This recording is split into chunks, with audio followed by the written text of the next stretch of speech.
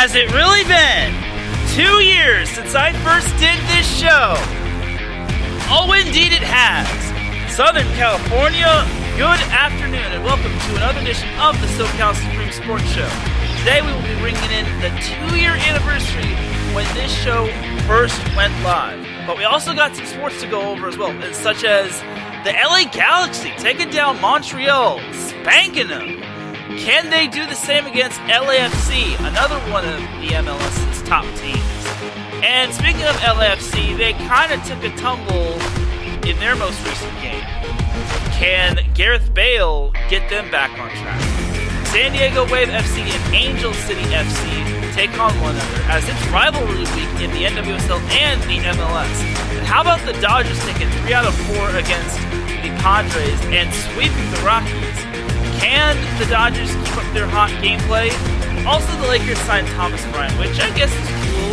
I'll have my thoughts on that. And also, remember, it's the 2-year anniversary of the SoCal Supreme Sports Show.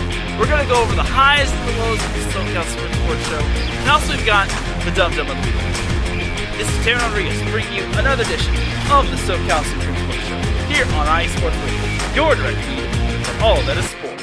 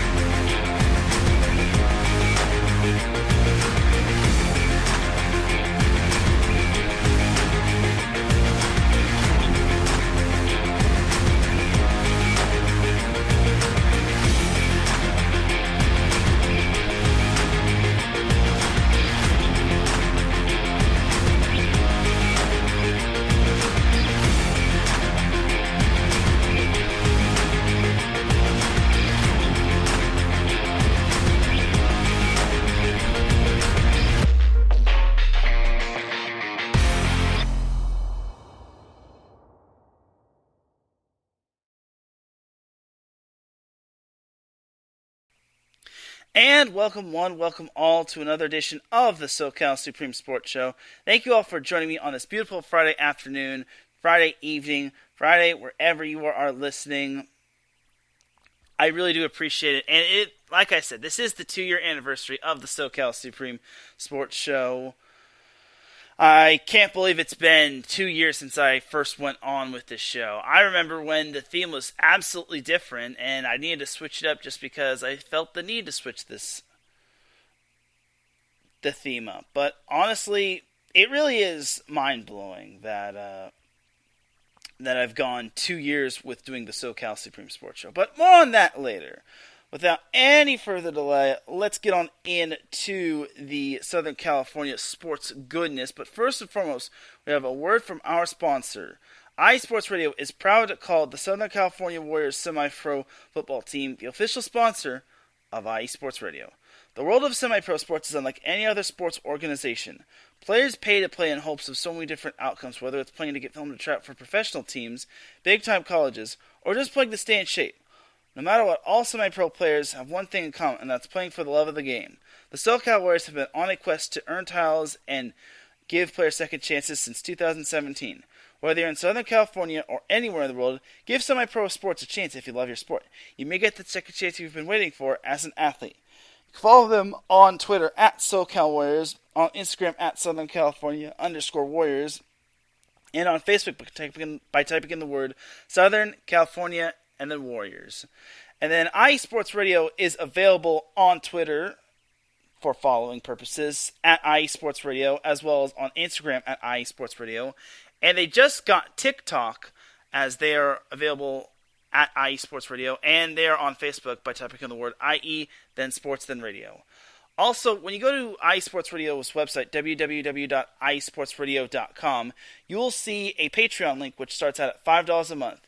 This will get you a shout-out from all 28 of our shows, and higher tiers will include IE Sports Radio merchandise, access to IESRU, the podcasting university of IE Sports Radio, and even a chance to be featured on IE Sports Radio's flagship show in a little segment, The Defining Moment, with Larry B. Because for the past 8.5 years, IE Sports Radio has been bringing you amazing content ranging from interviewing legendary coaches, other authorized media personnel, and other people in general, to building tailor-made shows all across the country dedicated to sports cities as well as sports in general. All the while, we have been continued to be by the fans and for the fans, and with your help, we are ready to take the next biggest step. Thank you, everyone, for making IE Sports Radio your direct feed for all that sports, and shout out to our Patreon supporters, Bay Area Raised Apparel, Marcus Looks Great, Key to the Gate, and an anonymous supporter. And thank you to everyone that made our 8th year anniversary special amazing. Here's to many more specials and anniversaries to come. And a big shout to our fan of the month, Justin Ekstrom, a Minnesota Vikings fan hailing from Minnesota. And without any further delay, let's get on into that delicious Southern California sports goodness, as the chat room is already bumping, as John Felipe, who just finished the Carolina cast, is in the chat room. Andrew Hagenbaugh is in the chat room. Adam Karnick is in the chat room. And Ms. Mocha Bella from the X Squad affiliates is in the chat room. They all are wishing me happy 2nd year anniversary and good evening. I appreciate you all. And I appreciate Mocha tuning in. I know it's late where she's at. It's after 8 in Miami or Florida. So, Mocha, I really do appreciate you tuning in. But without any further delay, let's get on into the Southern California sports goodness. So, we have a lot to get into. We'll start with the Dodgers, as, boy howdy, they really laid the wood all over the Padres. They took 3 out of 4 games, which wasn't bad, and honestly, I was quite impressed. I thought the Padres were going to make it more of a series, but I also remembered that the Padres had only won 1 game out of the last 13 tries, which, oof, that's got to be brutal for Padres fans. No wonder everyone is saying that this isn't a rivalry between the Dodgers and the Padres, but the Dodgers and Giants are more so of a rivalry than Dodgers-Padres. Like, the Padres are starting to get there, but they still need more time, and they need Fernando Tatis Jr. back.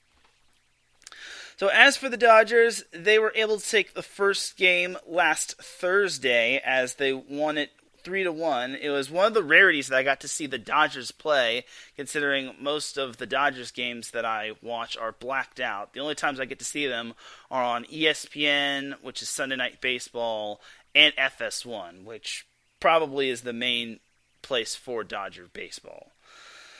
So following that Thursday game, the Dodgers beat the Padres 5-1 last Friday, and then they beat the Padres 7-2 on Saturday. And it looked as if the Dodgers were actually going to defeat the Padres yet again, as they were up 1-0 going into the 9th inning. Clayton Kershaw had himself a phenomenal day until he got taken out following the 7th inning, or 6th inning. Unfortunately, the Dodgers kind of let up as the Padres kind of came back with 4 runs. The Dodgers were able to get 1 run in the bottom of the 9th inning, but it just wasn't enough as the Dodgers fell to the Padres 4-2. But to take 3 out of 4 is not bad, and it's only the second win for the Padres over the Dodgers in the past 17 tries. That just goes to show how one-sided this rivalry is, and it's a big oof. So, good job to the Dodgers.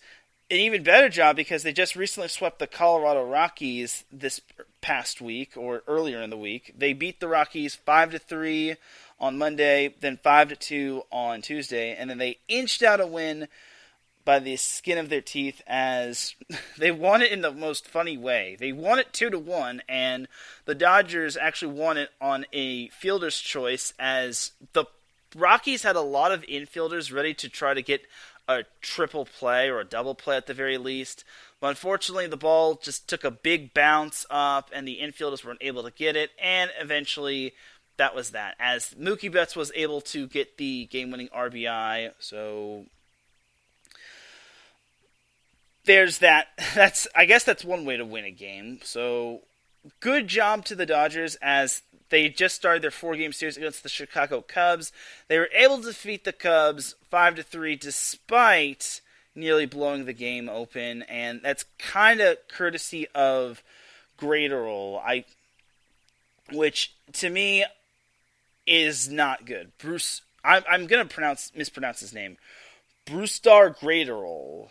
So Graterol is not the best closer for the Dodgers, in my opinion. And this is where you kind of miss that one pitcher that went to the Braves that everyone... Kenley Jansen. So this is where you kind of miss Kenley Jansen because Graterol has just had so many games where he has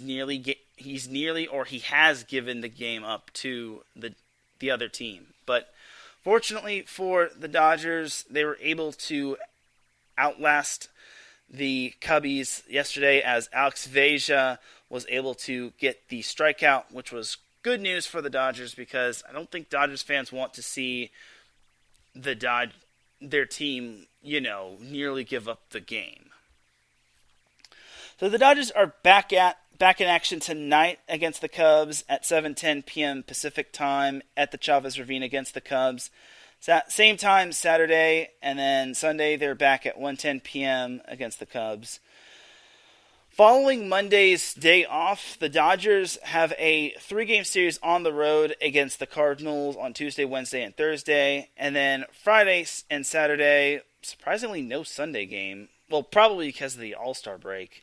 The Dodgers head down the 405 to take on the Angels, which, that's going to be brutal for the Angels. But more on that later.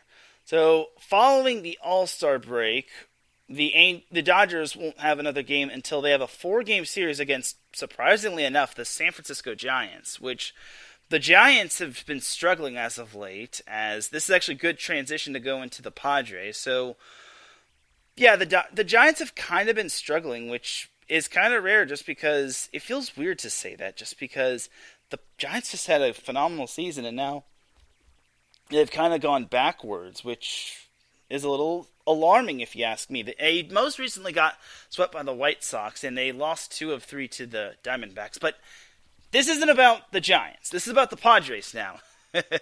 Adam says, the Cubs can help you with a closer. Your top 3 prospects will get the trade done. We'll see. I mean, if the Dodgers are willing to part with those top 3 prospects, so be it. However, do they really want to do that just for a closer? I mean, they probably, in hindsight, it's probably doable, and it would be a good idea, but they don't want to go that badly for a closer. We'll see. I mean, if Graterol continues to just poop the bed, then maybe, but I wouldn't hold your breath on that one, Adam. Jumping over to the Padres, so following them losing 3 of 4 to the Dodgers, the Padres themselves, they've kind of picked up the pieces. They unfortunately got swept by the Mariners on Monday and Tuesday, losing the first game 8-2 and the second game 6-2. At first I thought the Padres got swept by the Dodgers, and I'm thinking, my goodness, the Padres are just heading down a downward spiral. Is this going to be like reminiscent of last year? And then I realized, oh wait, the Padres took that last game against the Dodgers. I must have had a lot of things going on Sunday, just because I didn't really remember it. But then again, I had to work, so yeah. So getting swept by the Mariners was not fun for the Padres, but they did bounce back in a big way last night as they beat the Giants 2-1 in 10 innings, which they kind of needed that one. The Padres were able to get out of quite a number of jams, primarily in the 10th inning. Like they led 1-0 most of the way, and then they kind of gave up a run to the Giants, which does not help matters, and they couldn't capitalize off of a runner making it on base.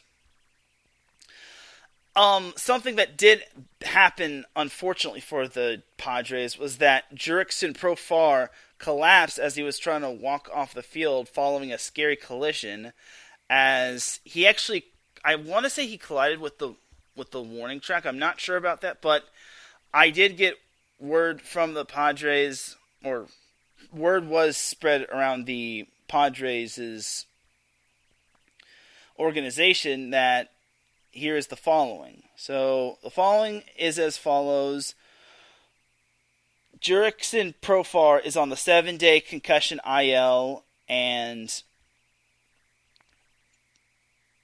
Jurickson Profar has been diagnosed with a concussion and a cervical strain, which is in the neck, and he is discharged from the hospital, and he was discharged from the hospital overnight, and he is currently resting. And the Padres will continue to provide updates on his status when possible. So he is scratched for 7 games, and I wish him nothing but the best. The Padres definitely need as many healthy bodies as possible, because they still have not had Fernando Tatis Jr., which I can only imagine the Padres' record with Tatis. Unfortunately, that's not the case, and the Padres just have to roll with the punches. If that happens, if they can continue to just stay consistent, they should be fine.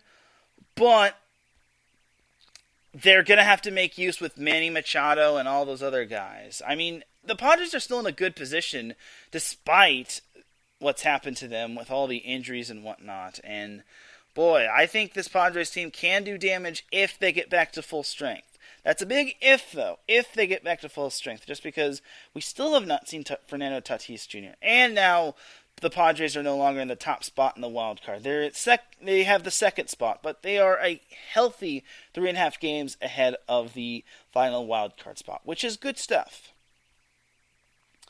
So the Padres have 3 more games against the Giants, and then they have 4 more games before the All-Star, or no, not before the All-Star break. They have 4 games following their 4-game series against the Giants as they hit the road to the Rocky Mountains to take on Colorado on Monday, Tuesday, Wednesday, and Thursday. And then on Friday and Saturday, as well as Sunday, the Padres are back home at Petco Park to take on the Diamondbacks. Then they have the All-Star break, and then the Padres are back in the Big Apple when they play the New York Mets, which that's going to be a toughie, especially with the Sunday game being a nationally televised game on Sunday Night Baseball via ESPN. So I should also make note that the Diamondbacks and Padres are playing on Apple TV, which is cool, I guess. So the series is really big for the Padres. They have to come up big. If they can come up big in the series against the Giants, then they'll be further and further ahead of them in the standings. But if not, then their lead over the Giants could dwindle. But all in all, I'm not overly concerned that much for the Padres. Like I said, despite all that they've been thrown at, they're still in good shape. So, boy howdy, I think the Padres have that potential in them. It's just that they have to basically stay on the right track. Now, a team that's not on the right track in terms of Southern California baseball are the Angels, as the Angels are unfortunately falling further and further back. Yesterday, they just lost to the Baltimore Orioles 4-1. Last weekend, they got swept by the Houston Astros, which isn't really surprising. Last Friday, they lost 8-1. Last Saturday, they lost 9-1. And then this past Sunday, they got walked off as they lost that one 4-2. Earlier in the week, the Angels split a two-game series against the Miami Marlins. They lost the first game 2-1, and then they won the second game 5-2, which is good. But like I said yesterday, the Angels lost to the Baltimore Orioles on the road 4-1. As currently right now, the Angels are taking on the Orioles as they lead 3-0 right in the bottom of the fourth, which is nice and all. And I'm hoping that the Angels can continue to do this, as currently right now the Angels have Reed Detmers on the mound, which is nice. And I don't think he's going to have a no-hitter like he did last time. Yeah, they already got a hit already. But Mike Trout did hit a three-run home run, and that's always fun to see if you're an Angels fan, if you're one of the remaining Angels fans, considering most of them have probably jumped ship. But I digress. So, following the final two games against the Orioles on Saturday and on Sunday, which the final game is going to be on Peacock, mind you, the Angels close out the first half of the MLB season as they have 5 games against 2 of the toughest teams in the league. The Angels return to the Big A as they have a 3-game series against the Houston Astros on Tuesday, Wednesday, and Thursday. Then on Friday, like I mentioned earlier, the Angels play the Dodgers, and then they have the All-Star break, and that's kind of going to be where the Angels have to do some soul-searching. But at this point, the Angels are going to need a lot more than soul-searching, that's for sure. As we welcome BS3 Ben Suttereth III in the chat room. He says, happy anniversary. I appreciate you. Thank you to everyone that's reached out and said happy anniversary and for all the kind words. I really do appreciate it. That's pretty much going to do it for the MLB, just because there's nothing really much to talk about for the Angels. Like, they're not doing good. Like, it's just not funny anymore. It's like it's beating up a dead horse. It's really frustrating. As an Angels fan and someone who really wants the Angels to succeed, as well as see Mike Trout and Shohei Ohtani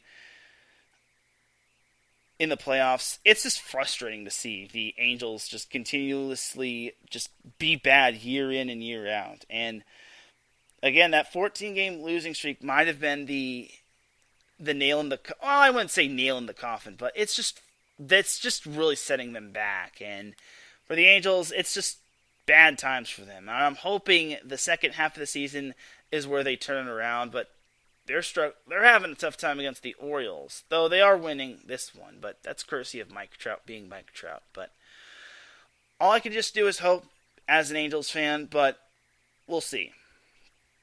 So that is going to do it for the MLB portion of the show. Let's jump on into the NBA portion. I'm not going to go too much into detail, as there's only one bit of news that's as of late.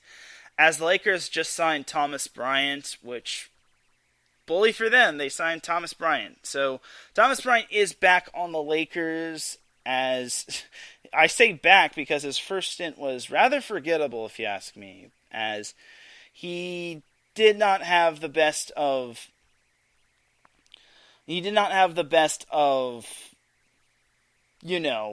experiences with the Lakers in his first stint.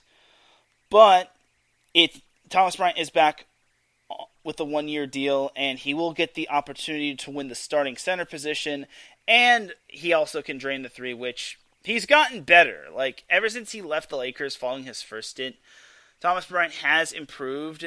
He can actually shoot from the perimeter, which is something the Lakers kind of need, and especially in a league where the three-point shot is starting to grow continuously.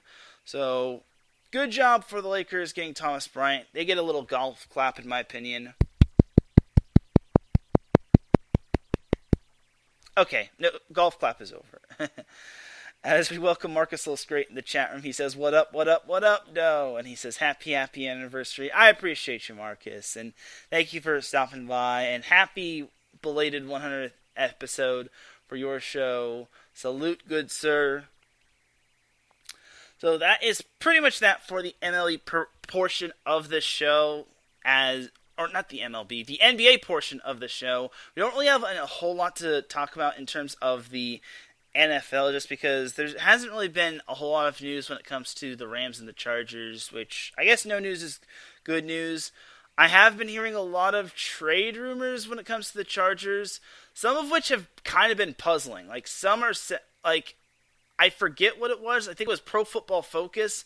They had this whole crazy trade scenario where the San Francisco 49ers trade Deebo Samuel to the Chargers for a first-round pick and a fourth-round pick, which I don't want that. I don't think that's going to happen. As personally, that would not be the best idea, just because the Chargers are already paying Keenan Allen and Mike Williams lots of money, as it just would not be good.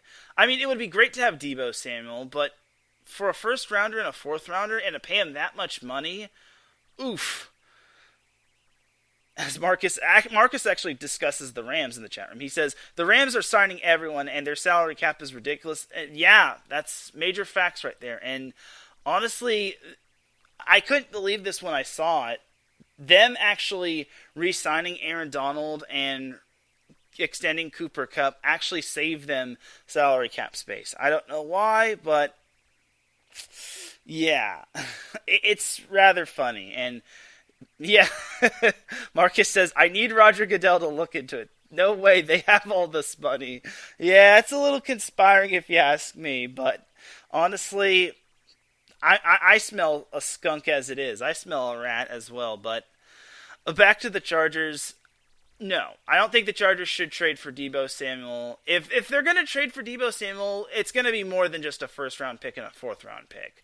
Like, the Chargers are going to have to give up a king's ransom for Debo. Like, the Niners are not going to want just a first-rounder and a fourth-rounder. No. Like, there's no way Debo is worth that much. He's way more than a first and a fourth. So I don't know what Pro Football Focus is focusing on, but that's not how much Debo Samuel is worth. So, and I guess it's fair to say that the Chargers might be in the market for a right tackle, just because that's kind of their weak point of their team on their offensive line. There have been rumors saying that the Chargers might go after Mekhi Becton, but he kind of wasn't healthy for the Jets, so I don't know if they really want to pursue him, but it is what it is. We'll see what happens. Like, this is just rumors, and I'm not going to believe the rumors. I'll only believe it if I see it. And if the Chargers do manage to land someone, then cool. Like, if they get their right tackle, then awesome. Some are saying that the Chargers should sign another edge rusher, but do they have the money? Just because next year they're going to be in a lot of salary cap debt, and that's not going to be good times. I'm still wondering how the Rams have that much money. I'm still mind blown by how much the Rams have been signing everybody. Like, they've been signing everybody, extending everybody, bringing back everybody. Like, ooh, man. So, I can't wait for the Rams' season opener as well as the Chargers' season opener. Like, the Rams' season opener is going to be super electric. They play the freaking Buffalo Bills at SoFi. Like, oh my gosh. I really can't wait for that. And I'm not a full-on Rams fan. Like, I like the Rams. My brother is a huge Rams fan. But that Buffalo Bills versus Rams game that could be a potential Super Bowl preview. Potential Super Bowl preview. I'm not putting the money on the table saying that it is going to be Bills Rams in the Super Bowl. Not quite yet. So there's that for the NFL. Like, that's pretty much it, even though I said that there's not much to talk about. I mean, the only thing I really saw was that whole Chargers trade for Debo Samuel thing. It's like, no. Niners are not going to accept a first round and a fourth rounder. Like, they need more than that. Like, they'd probably want like Keenan Allen or maybe Jalen Guyton or Josh Palmer. They need more than just a first round and a fourth rounder. So I don't know what Pro Football Focus is yakking about, but what can you do? It's Pro Football Focus. Like, it's not real life. Like, if it's just a hot take on crazy trade scenarios. And if the trade actually does happen where the Chargers basically steal Debo Samuel, then that could turn the NFL on its ear. And then we have to investigate what the Chargers salary cap situation is all about. But just because the salary cap is going to continuously go up, and like I said, the Chargers are kind of not in the best situation in terms of salary cap. And they may have to rework some contracts in order to get Justin Herbert a long-term extension. So we'll see what happens when it comes to the Rams and the Chargers going forward.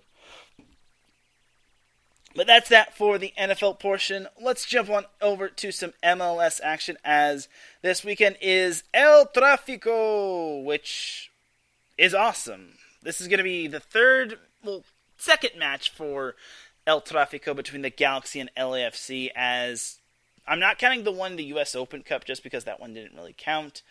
The last time the Galaxy and LAFC faced one another in El Trafico, the Galaxy won 2-1 because VAR deemed no goal, not no goal. LAFC was offsides, and eventually that basically was the nail in the coffin for the for LAFC.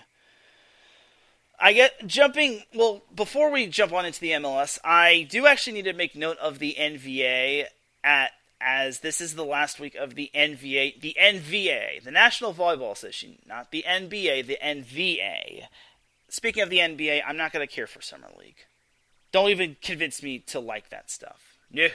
But jumping over to the NVA, the Orange County Stunners, because that is considered that's Orange County, and that is Southern California.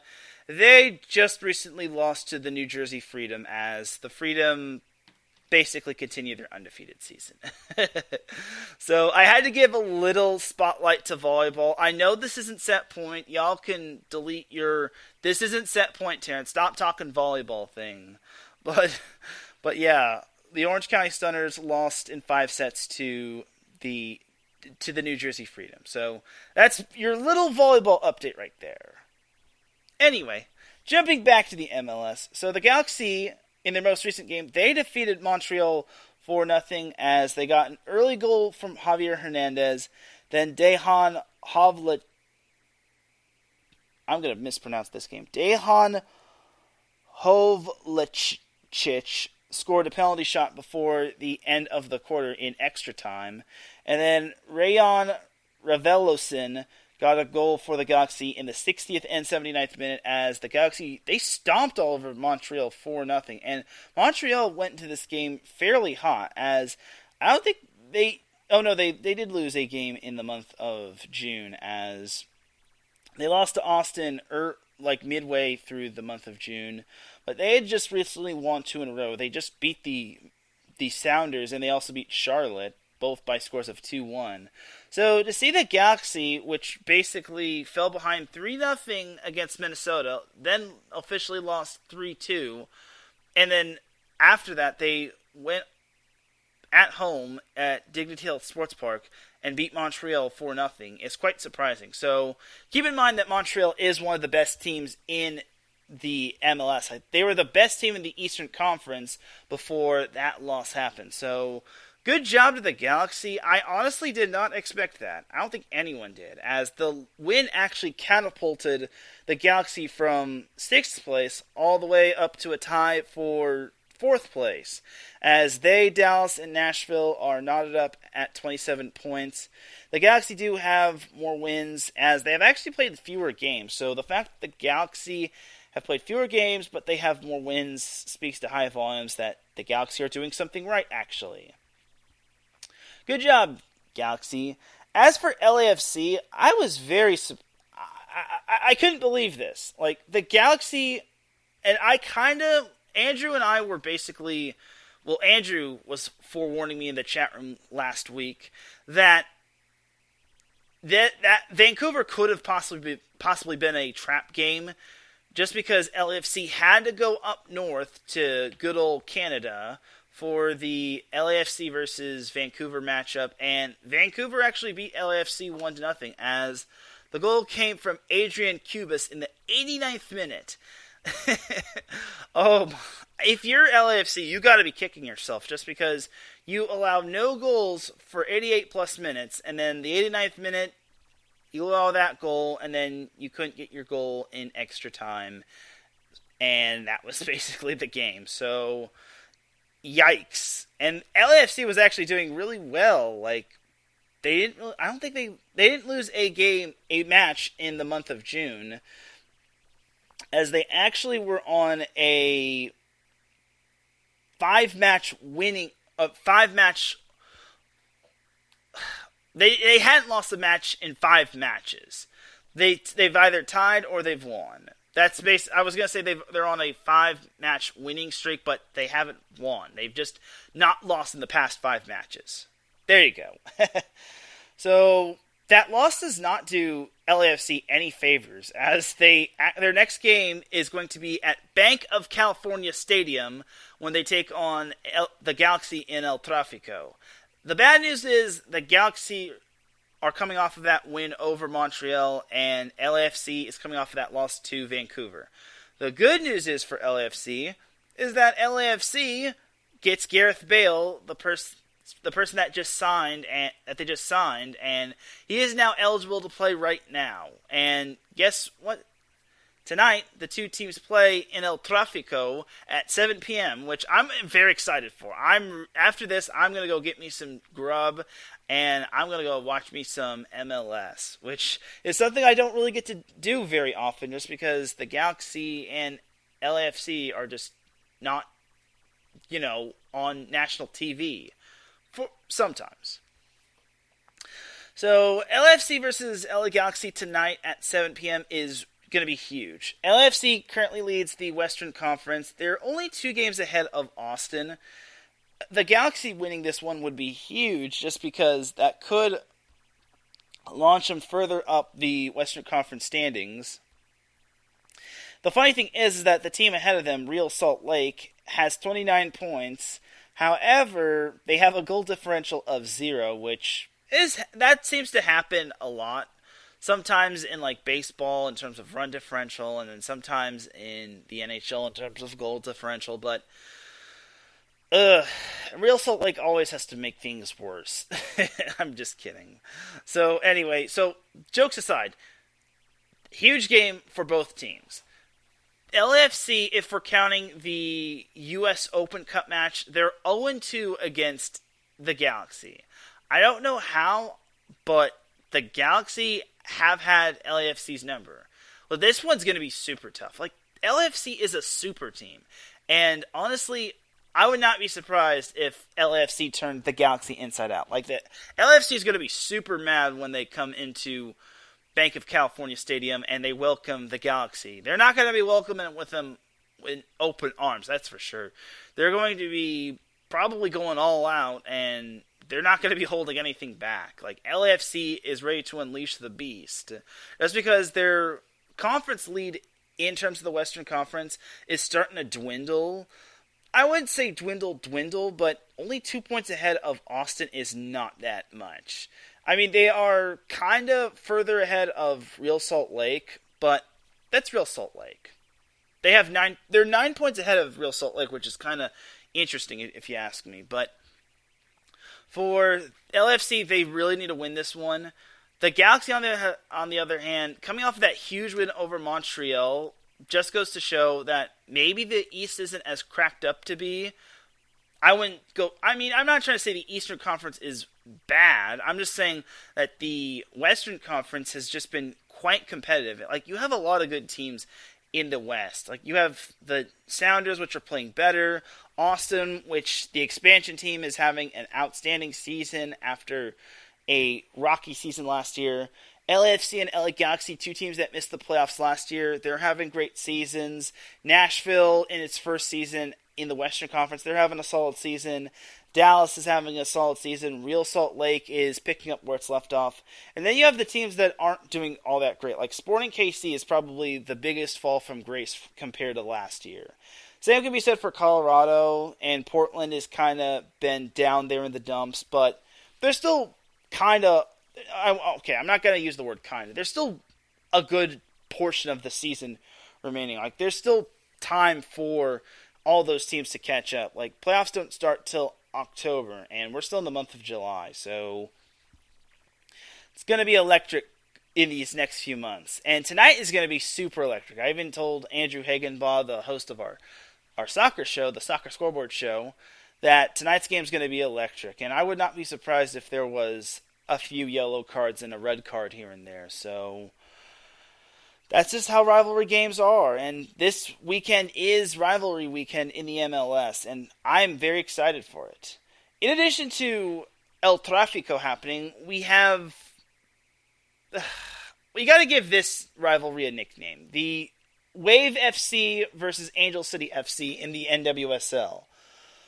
So that rivalry is happening tomorrow as Angel City is hosting Wave FC in an NWSL match, and it's going to be fun. I really think it's going to be a great matchup right there. I feel that Wave FC is still playing great soccer as of late, but Angel City is starting to get better. They're starting to progressively chip away at its bad luck. Wave did defeat Washington at Torero Stadium last Sunday. They won 2-1, which was a good win. It gives Wave the full 3 points as opposed to getting that 1 point, which that would have just tied them with Chicago in the NWSL standings. Remember, the top 6 teams advance to the playoffs, and the top 2 teams in the NWSL get a bye to the semifinals. So if the playoffs start today, San Diego and Los Angeles would be bound for the playoffs.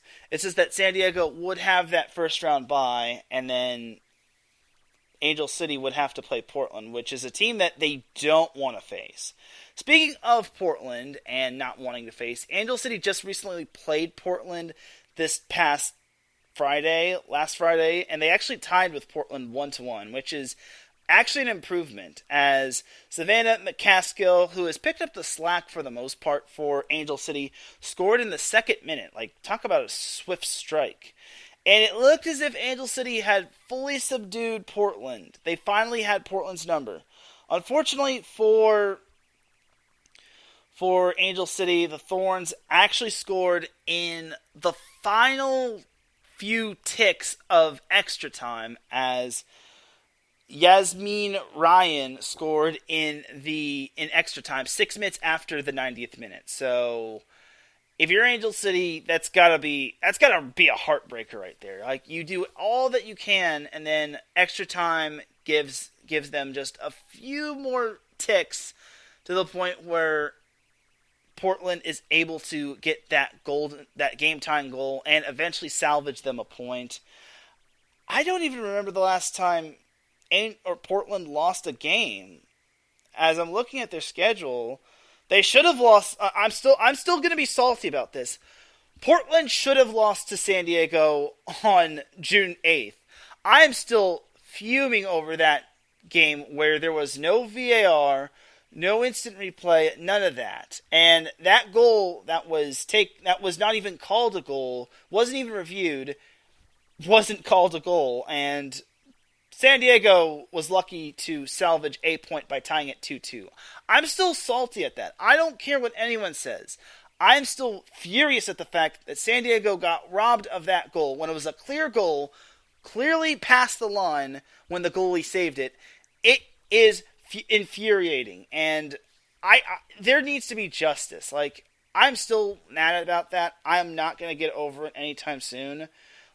None of y'all can convince me otherwise. So anyway, before I lose my cool when it comes to the Portland Thorns and San Diego, Portland's last loss came on Saturday, May 21st. So they've gone over a month without losing a match. That's pretty consistent if you ask me. So the fact that Angel City, despite not having one of their top players, nearly beat them is quite astounding. It's just that that's the way the ball bounces. That's kind of where you wish you want to have no extra time, and that extra time just takes so much longer if you're the team that's ahead by 1 goal. If they're up by 2 goals, then maybe they would have had a better shot, and maybe there would have been less pressure on them. But unfortunately for them, the extra time just could not have gotten over with sooner, as, once again, Yasmin Ryan scored for Portland in the 6th minute following extra time, or the 6th minute in extra time, as Angel City tied with Portland 1-1. So, Angel City will be hosting the Wave FC on Saturday at Bank of California Stadium on Saturday. I presume that Angel City and San Diego are playing on Saturday just because they're playing on Saturday, and LAFC and the Galaxy are playing tonight just because they don't want to have conflicts of playing afternoon games, and then they have to clean up the field, and they have to do all that other stuff, and then they have to like rebrand everything and do all that stuff, and just make sure everything is like branded correctly with like Wave FC and then Angel City FC and whatnot. So as we welcome Davidson Crooks in the chat room, he says, "What's good? Great show so far." Thank you, Davidson. I appreciate you just ringing in the 2-year anniversary of SoCal Supreme Sports Show, talking some NWSL action. So Angel City FC and San Diego is going to be a crucial match for both teams.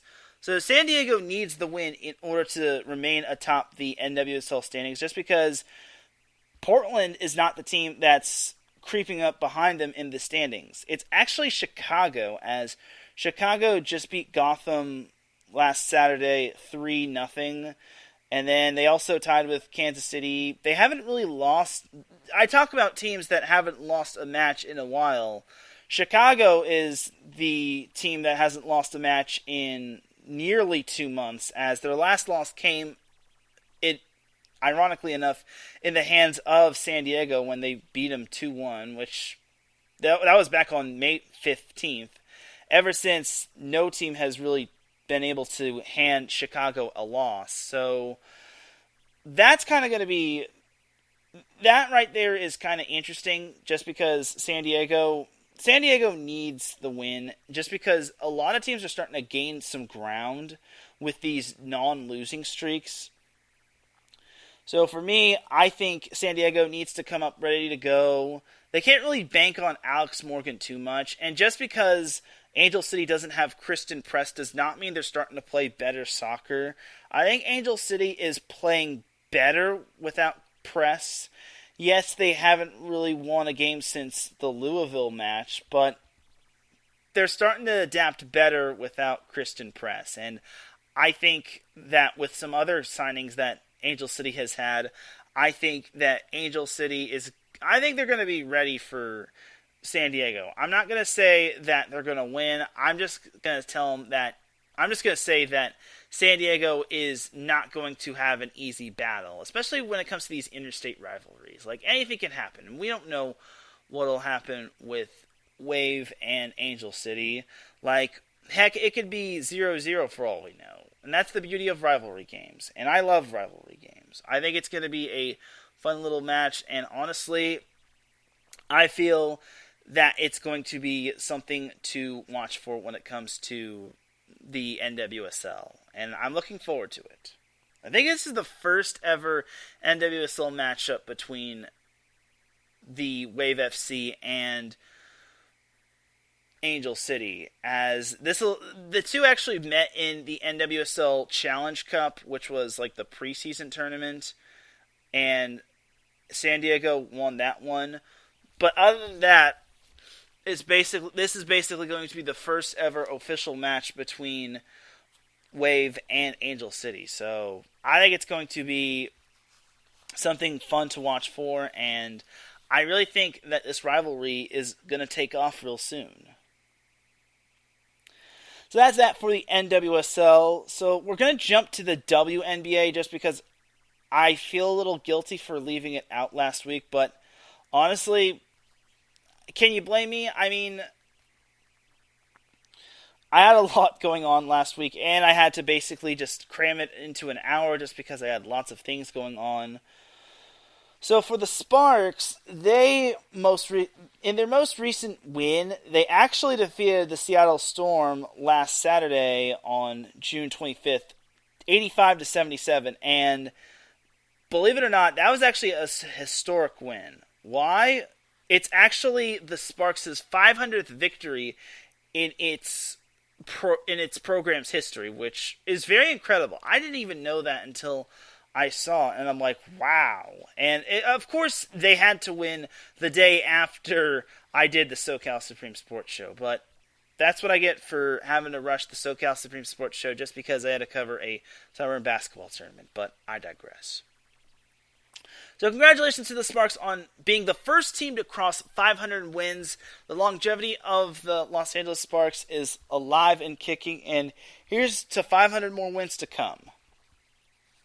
Unfortunately, the festivities kind of got cut short on Monday as the Sparks were brought down to earth as they fell to the Las Vegas Aces, one of the WNBA's best teams, 79-73. I'll give the Sparks this. They're getting better when it comes to playing the Aces. The first time they played the Aces, they lost by like 20-ish points. And the second time, they lost by less than 20 points. And now this time, they only lost by 6. Now, granted, the Aces have been kind of hitting their lows, especially since they lost a heartbreaker to the Sky, where they were up by 28 points, and they wound up losing that lead. But it's still kind of impressive that the Sparks held their own against one of the WNBA's best. What didn't impress me was, well, I guess I should, well, no, I'm getting ahead of myself. What did impress me for the Sparks was that they actually won their next 3 games, which they beat the Dallas Wings 97-89 last Friday. I think the Wings game was the one that saw the Sparks reach 500 wins. And then on Sunday, the Sparks defeated the Liberty 84-74, and then the Sparks defeated the Phoenix Mercury 78-75. And again, 500 plus wins for the Sparks was awesome, but the Sparks got brought down to reality when they got demolished by the Seattle Storm 106-69. I guess the Storm just was not happy when the Sparks beat them in their last meeting. So that kind of stinks for the Sparks. They got stomped on. Like, there's no better way to say it. They lost by 37. Oof. Anyway, so the Sparks are back in action on Tuesday at home against the Washington Mystics. Then the Sparks are still at home in the Crypto.com arena. I'm still getting used to saying that. As they take on the Chicago Sky, probably the best team in the WNBA as of late. As that team they are the best team in the WNBA. They were one of the best teams, and now they are the best team, which is quite amazing if you ask me. So, good job to the Sky and former Spark Candace Parker. It hurts. And then the following Tuesday, the Sparks are still at home against the Indiana Fever. The next road game for the Sparks won't be until they play the Las Vegas Aces, which is going to be a huge oof. I'm just going to throw that out right now. Currently in the standings, the Sparks have actually been gaining ground as they actually are tied for 7th in the WNBA standings as the top 8 teams advance to the playoffs. And if the playoffs start today, the Sparks would be going to the playoffs. They're actually tied with the Atlanta Dream in the WNBA standings as they actually, all 3 of those teams are 10-12, and the Dream is the 6th seed, which is cool. But unfortunately for the Sparks, they are the 7th seed, but they're at least making progress. And I have been hearing that players have been feeling good about what's been happening with their team despite all the losses and the firing of Derek Fisher and whatnot. So overall, if the Sparks players are happy, then I'm happy. And honestly, I think the Sparks are hopefully going to be in good shape. If they can just get more of those winning streaks, that would be quite nice. Like, the Mystics are going to be tough. The Sky is definitely going to be tough. So they kind of have to beat up on that lowly Fever team. And then the Dream should be winnable, even though that's kind of a 50-50 just because they have the same record as the Sparks. The Mercury could also be 50-50. The Lynx are also winnable.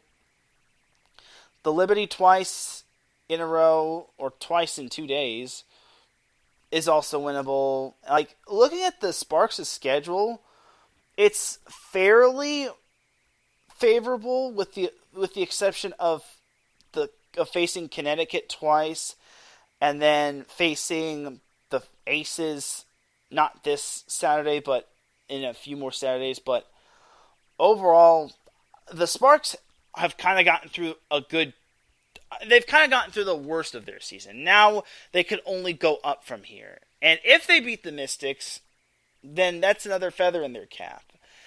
And I'm just going to say this, that win over the Sky what seemed like forever ago, just because the Sparks haven't really been that same team ever since they beat the Sky on their championship banner night. So we'll see what happens, though. One can only hope.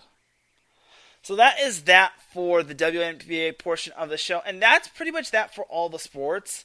We still have the Dum Dum of the Week award, and we still have the 2-year anniversary discussion of the SoCal Supreme Sports Show. So we're actually going to take ourselves a quick little commercial break. Keep it locked, because when we come back, we have the Dum Dum of the Week awards to give out, and then we also have the highs and lows of SoCal Supreme Sports Show. So you are listening to the SoCal Supreme Sports Show here on iSports Radio, your direct feed for all that sports. We'll be right back after this.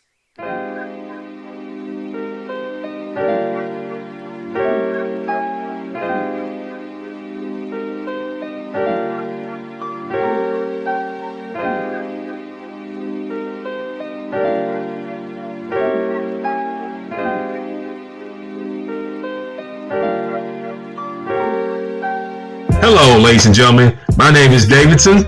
It's your boy, Dentarius Lava. And we are the hosts of Fast Break here on IE Sports Radio, where we discuss everything in the world of basketball from prep to the pros. You guys should definitely check us out, man. Sunday, 8 p.m. Eastern, 5 p.m. Pacific. We got all the basketball information you guys need, so we look forward to you guys listening in. And please do, because we are the best basketball show on this side of the Mississippi. And please do check us out on Twitter at FastBreakISR. D-Lock, where's our time again? 8 p.m. Eastern, 5 p.m. Pacific. That give you guys plenty of time on a Sunday. Tune in.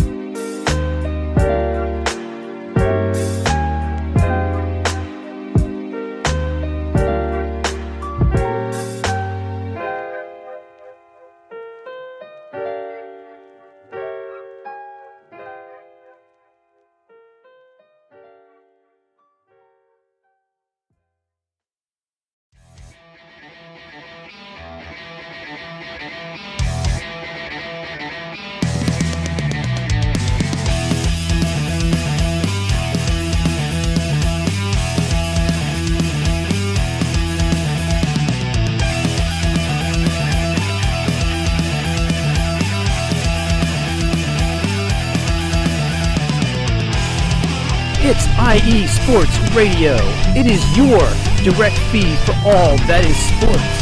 It is Philly Sports Talk with Cash and Chris every Tuesday night right here on IE Sports Radio, your direct feed for all that is sports. Philly Sports Talk with Cash and Chris is the most comprehensive view on Philadelphia sports exclusively right here on IE Sports Radio. You know what it is, your direct feed for all that is sports. Tuesday night, IE Sports Radio, Philly Sports Talk with Cash and Chris.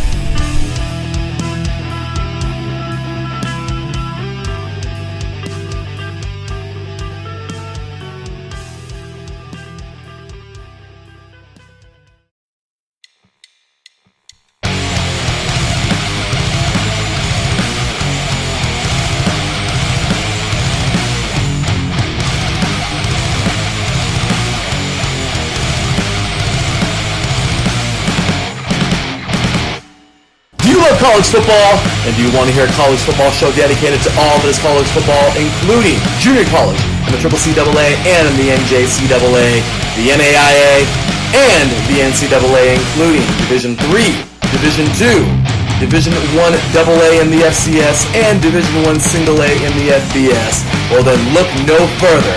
Join myself, Larry B., and my colleagues, Mr. H-Town Blake Henley, and Mr. Christian Espinoza, each week during the college football season for the latest in college football on 3 and Out College Edition right here on IE Sports Radio, your direct feed for all that is sports.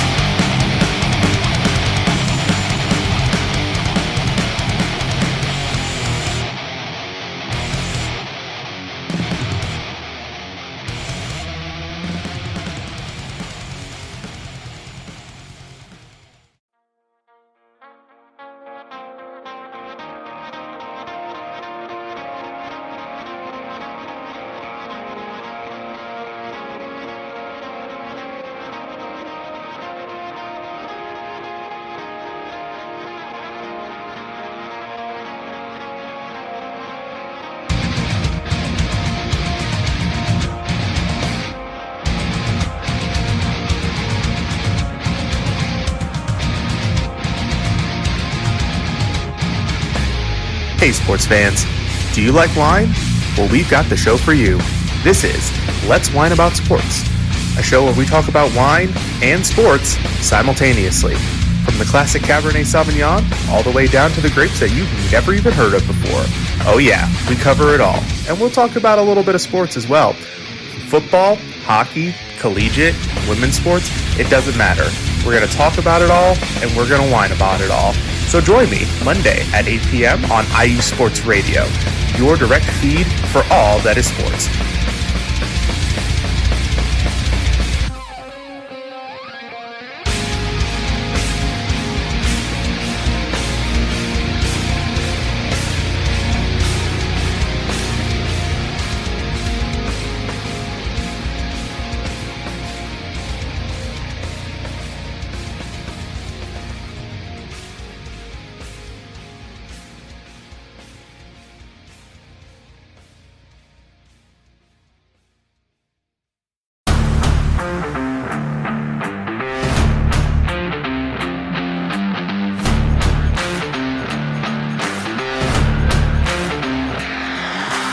What's good, fight fans? It's your boy, Marcus Los Great, here to give you what you want, here to give you what you need.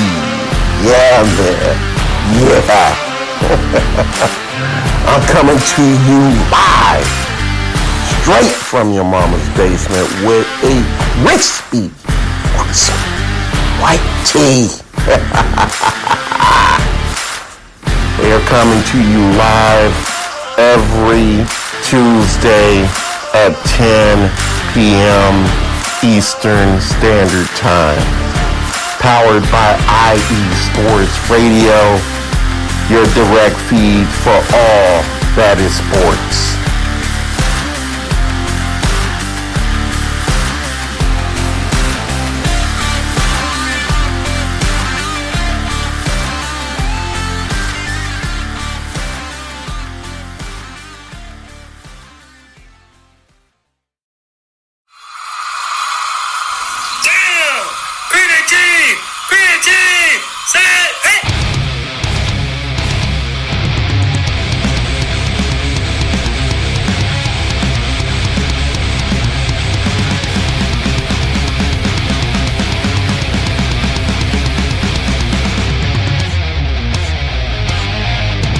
What's going on, football fans? This is me, your boy Larry B, inviting you to join myself, Callum Reynolds, Mike Pat, and John Felipe for one of the most electrifying football shows you have ever heard. 3 and Out, right here at IE Sports Radio. Recap of the week before, a preview of what's to come, and of course, 3 hardcore head-to-head prime-time face-offs each week. You don't want to miss it.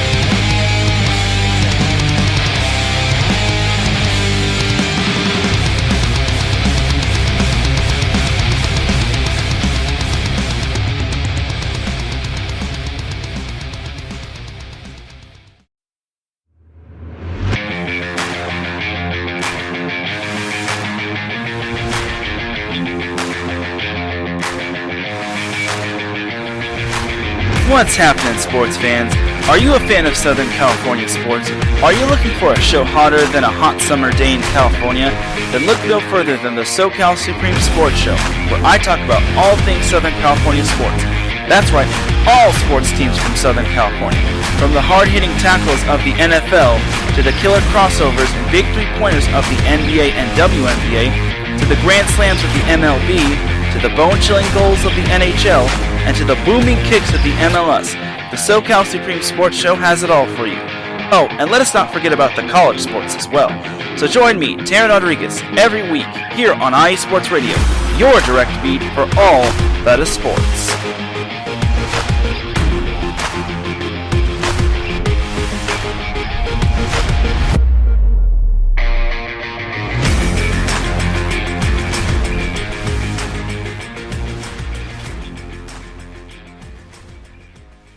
I think that's a very great show you should tune into. Welcome back to the second half of the SoCal Supreme Sports Show. Sorry about the long delay of the commercial, but I had to check out some NVA action.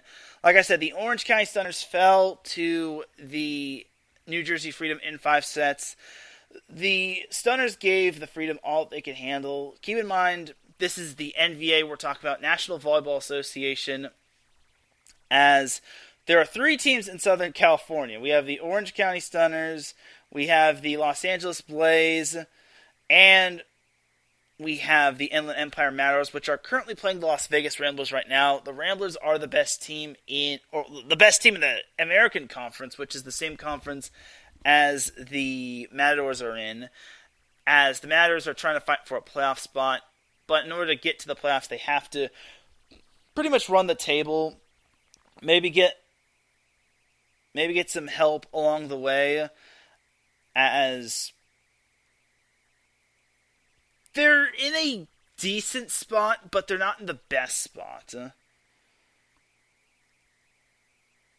So, if that makes any sense. As only 4 teams make the playoffs, 2 of which are division champions, which have been locked up by the Ramblers and the Utah Stingers in the American Conference, and then the New Jersey Freedom and the Texas Tyrants have locked up the divisions in the National Conference. No one has clinched any of the wild card spots or in the American Conference, so the Matadors still have a chance to make the playoffs, while the Los Angeles Blaze is basically in control of its own playoff destiny. As long as they don't lose, and as long as the Seattle Sasquatch don't win out, then honestly, we could see all 3 teams from Southern California in the NVA playoffs. And I'm hoping to make it to the NVA playoffs, which is going to be held in San Bernardino at the Pierce Sports Center. So, anyway, enough volleyball rambling. I already told you all that's pretty much it for the sports. Now we're going to get on into the Dum Dum of the Week award. So the Dum Dum of the Week award is an award I like to give out. It was actually on this day that I said, you know what, we're going to have ourselves a Dum Dum of the Week award going forward. It's basically going to be like Shaq the Fool, except no one is safe from this award.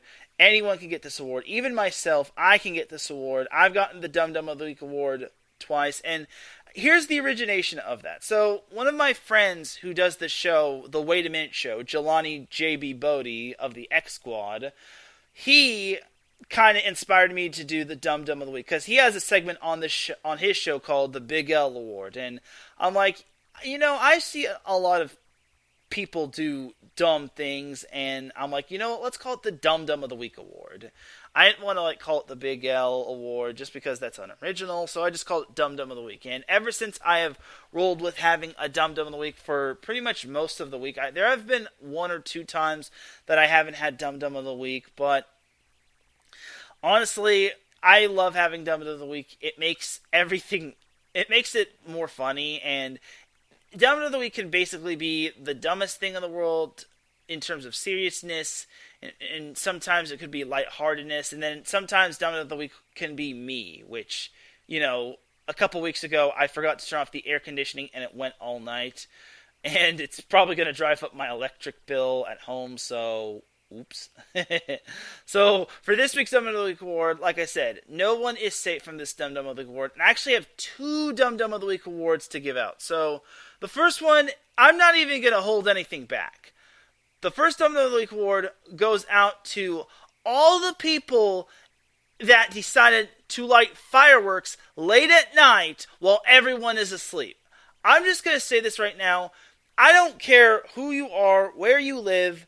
If you're lighting fireworks at like 11 p.m. while people are trying to get sleep to go to work the next day, or they're just trying to get themselves a good night's sleep, you are literally being a disturbance, and you are literally being dumb. And who wants to hear fireworks that late at night? It's like, you don't have anything else you want to do. You don't have sleep that you want to get. Some were even lighting fireworks in the wee hours of the morning. I think they were lighting them at like as late as like 1 a.m. I'm not sure. I try to get as much sleep as possible, but those fireworks, someone decided to light a firework at like maybe like midnight or 1-ish, and that woke me up. It's like, gosh dang, these people. And honestly, this Dumb Dumb of the Week award goes out to all the people that decided to light fireworks late at night and that decided to light fireworks before the 4th of July. And I don't care who you are. And if you're lighting fireworks after the 4th of July, then you are also getting the Dumb Dumb of the Week award. Unless you have a certain reason to light the fireworks after the 4th of July. But I digress. But still, the fact that people are lighting fireworks late at night, if you're lighting fireworks after 9 p.m., and disturbing the peace, disturbing people's sleep, disturbing the dogs while they're sleeping, you are basically a disgusting human being, and you deserve the Dumb Dumb of the Week award. I don't care who you are. Personally, it's stupid. It's like, who wants to light fireworks in the wee hours of the morning? No one wants to hear that. No one. It's like, my God. It's like, you have to be some sort of annoying in order to light fireworks late at night. But to all those people that decided to light fireworks late at night following the 4th of July while I was trying to get my beauty sleep, you are this week's Dumb Dumb of the Week award recipient. And this goes out to everyone that decides to light fireworks late at night while people are trying to get sleep.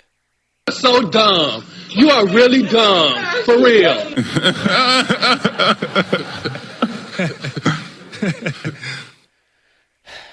People have no respect nowadays when it comes to people that like to work. It really is frustrating. Anyway, so now we go on into the second Dumb Dumb of the Week. And this one is a little bit more serious. It's a little less lighthearted. Don't worry, it's not something that's going to like cause an uproar or something when it comes to that. But, oh my goodness. So, this Dumb Dumb of the Week award is inexcusable. It's very inexcusable. So, when it comes to this Dumb Dumb of the Week award, so, here's what happened. So, when it comes to, like, sporting events, every sporting event needs, like, a commentator / play-by-play announcer. That's the main ingredient. And honestly, no sport should not have a no sport should not have commentary. It shouldn't be just ambient sounds and whatnot. Unless, of course, it's just being played on a replay and whatnot. But either way, every sport needs like a commentator and whatnot. I don't care what the sport is. I don't care if it's basketball, football, volleyball, baseball. I don't care. Heck, it could even be tiddlywinks. But this occurred 5 days ago. I want to say this was on Sunday. And this was between this occurred on Sunday, as this actually occurred, it occurred on Sunday, this past Sunday, when the Detroit Tigers and the Kansas City Royals had no play-by-play and no color commentary, just natural sounds and ambience of the game and ballpark. Let me say that again. The Royals game this past Sunday had no play-by-play or color commentary, just natural sounds and ambience of the game and ballpark. Okay, first of all, I want to give a shout to Matt Owens of USRN for retweeting this. This actually came up on my feed, and then at first I didn't know what to make of it, and then the guy that quote tweeted it, which was retweeted by Matt Owens, he said, "This is sad." This was by Jeff Roberts, by the way. Jeff Roberts is a sports anchor and a storyteller for KFYR TV. He says, "This is sad. There are so many young aspiring broadcasters that would do anything for an opportunity to call an MLB game. Peacock choosing to have consistent commentary, Peacock choosing to have no consistent commentary isn't cool or revolutionary. It's weak." And you know what? I totally agree with that. Peacock, of all networks, decides to not have any sort of commentary of the Royals-Tigers game. Yes, I get it. The Royals and the Tigers aren't two of the better big market teams in the MLB. However, do we really have to not have that? It's absolutely sad. I could understand maybe FS1 or FS Detroit doing that, or anything of that sort. But for Peacock, a streaming TV service, to do that, it's absolutely despicable. It's and Roberts is right. It's people would love to commentate or play-by-play an MLB game. And the fact that Peacock is taking away that opportunity is sickening. It's first of all, I don't want to hear ambient sounds. I don't want to just hear the game. If I'm at the game in person, that's a different story. But if I'm watching this on a TV, I want to hear play-by-play, commentary, all that sort of thing. Otherwise, I'm just going to turn on the radio and find the game myself. But for Peacock, of all streaming services, to do that is absolutely asinine, despicable, and disgusting. I can't believe Peacock would make that decision. I understand the Royals are not a good team, and the Tigers are no better. But this is the MLB. This is America's pastime. And the fact that we are not having any commentary or play-by-play makes me sick to my stomach, and those people at Peacock should be ashamed. But for Peacock making that decision, for thinking, oh, we're just going to have ambient sounds and sounds of the game, blah, blah, blah, blah, blah. No. Peacock, you are taking home this Dum Dum of the Week award number 2. So dumb. You are really dumb. For real. Wait. Tell him again. You are so dumb. You are really dumb. For real.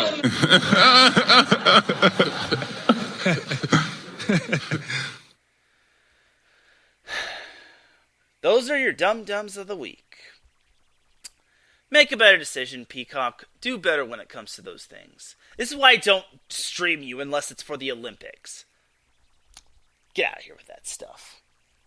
Alright, so before we end off the show, this is the 2-year anniversary of the SoCal Supreme Sports Show, and I have to ring in the 2-year anniversary with this whole thing. So, this was about 2 years ago when I first started the SoCal Supreme Sports Show. I was excited to get started with it just because there was lots of Southern California sports to discuss, such as the Lakers, the Clippers, the Chargers, the Rams, the Dodgers, the Angels, and boy howdy, it's been a great ride, but it hasn't really been the easiest ride. As I said on my personal post, or on my personal Twitter account, I said, unlike Set Point, the SoCal Supreme Sports Show has not really had the most smoothest sailing. Honestly, what I mean by that is, it's been rather tough to do SoCal Supreme Sports Show.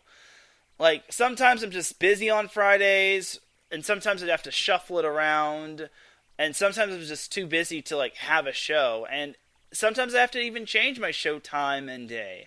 And it really is frustrating, and I feel bad for having to shuffle it around, just because it's just for an hour-ish long show, for an hour and a half. But it really is tough, and I admit it's been draining of me. Unlike Set Point, which is on Mondays, which is the perfect time and day to go live. Well, I haven't had Set Point. I've had Set Point on Sundays a couple times, but I digress. So, for SoCal, it really has been tough to do SoCal consistently. Like, I've had to skip weeks just because I've had either high school football to like cover, or other high school sports I've had to cover, or I've had to go to college volleyball, NCAA men's volleyball games like at Long Beach State. And then also the creme de la creme, which is the main reason why I've kind of had to like move my show around, is because of my job. Currently, I work 40 hours at a grocery store, and I work 6 to 2:30, which is cool and all. Like, don't get me wrong, I love working 6 to 2:30. But when it comes to working at the grocery store, it can be draining. And when I get home, the first thing I kind of want to do is nap, except today was kind of an exception. Well, no, today I napped a little, and then I kind of just got back up and prepared for my show. As we welcome Mike Pat in the live chat room, he says, Teran, good evening, sir. Good evening to you, Mike. Thank you for popping in. Just basically, this is the 2-year anniversary and how SoCal Supreme Sports Show has come to be. So, back to me working at the grocery store. 6 to 2:30 can be brutal sometimes, especially since I'm working full-time. I'm working 40 hours a week. However, it's just, I have basically made a goal to, like, continue to try to do SoCal Supreme Sports Show without having to move the show time or move the show around. Just because I know when it comes to high school football season coming up in the fall, I'm going to have to move SoCal Supreme Sports Show to noon.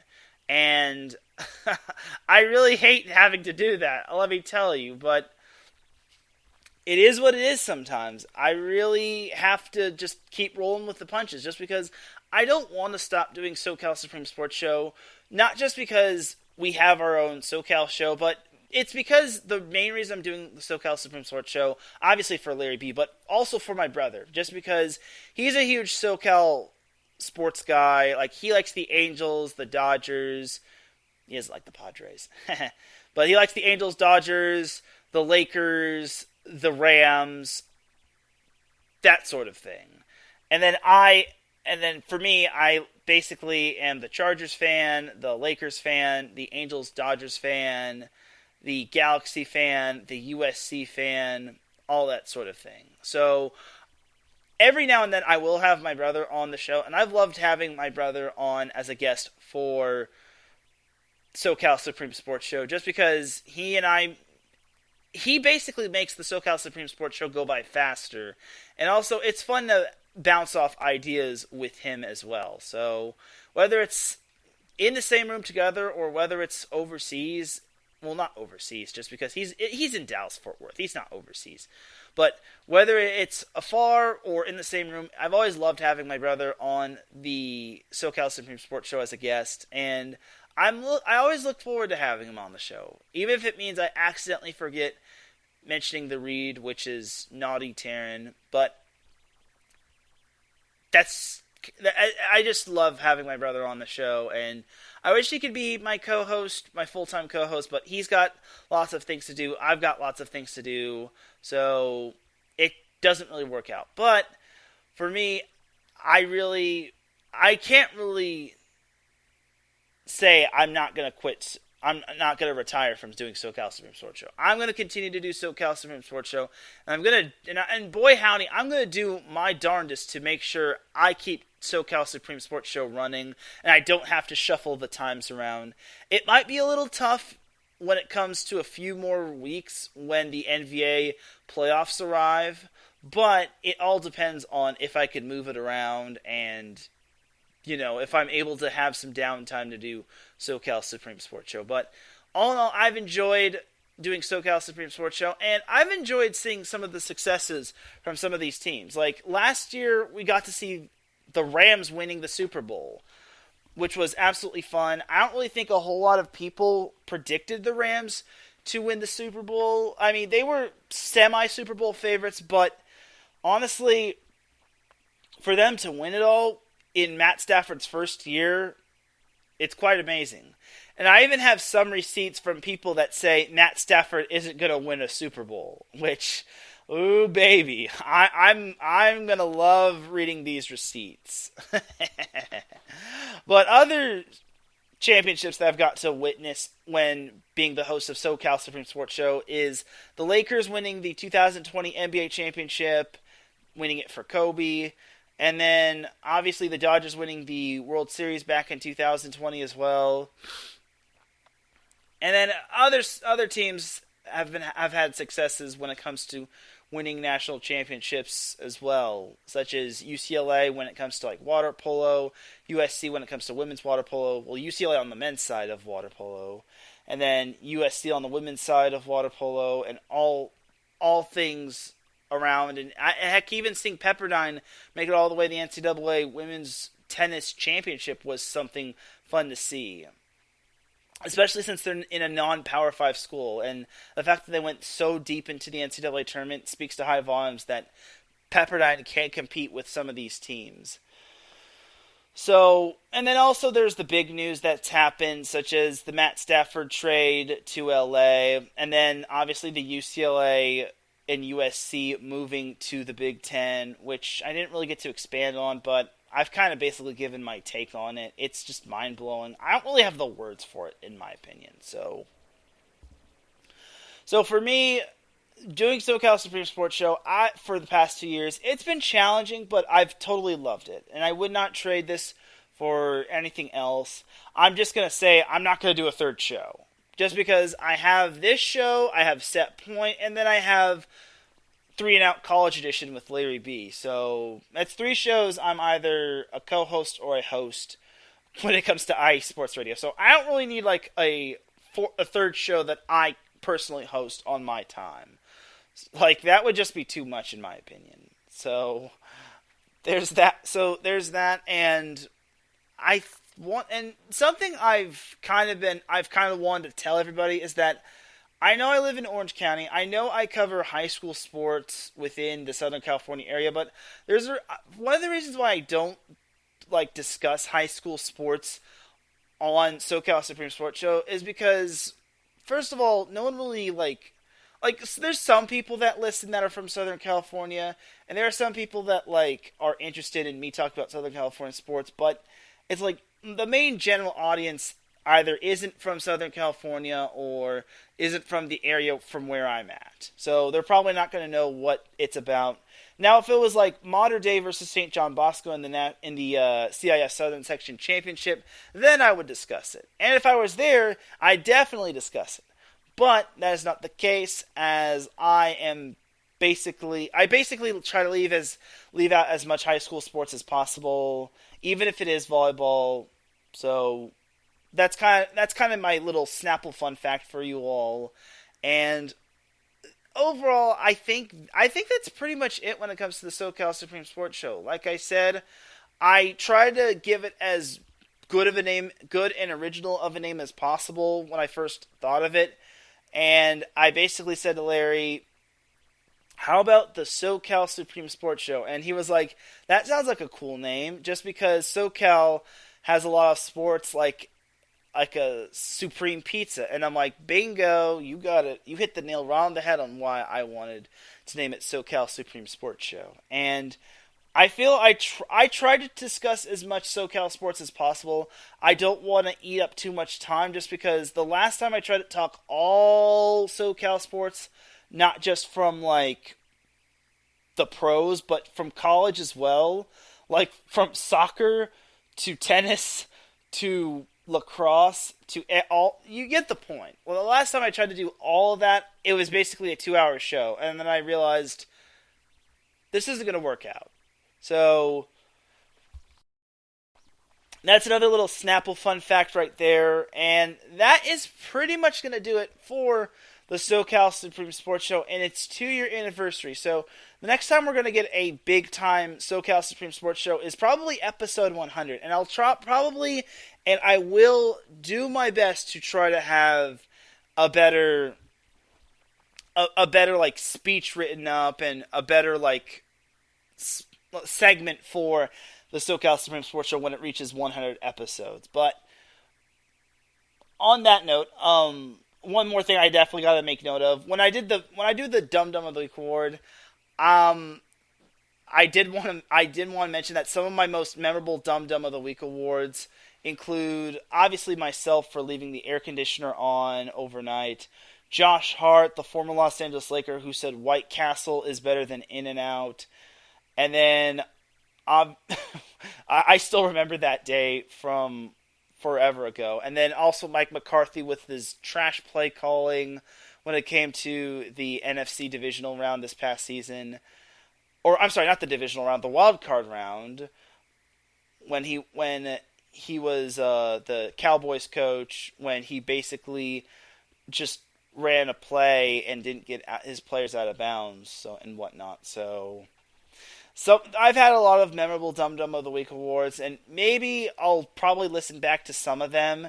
Just because I did Dum Dum of the Week, I think, on the 50th episode of SoCal Supreme Sports Show, if not the 1-year anniversary special.